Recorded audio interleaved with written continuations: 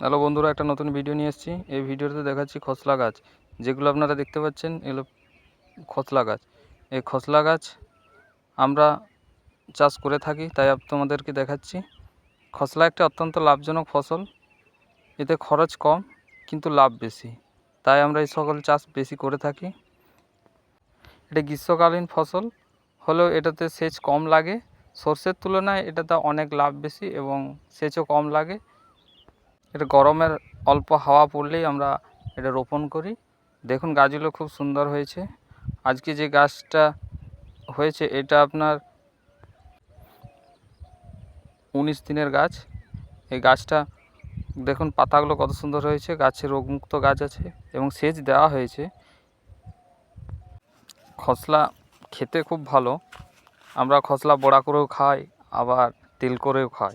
এটা চাষিদের একটা ঐতিহ্য।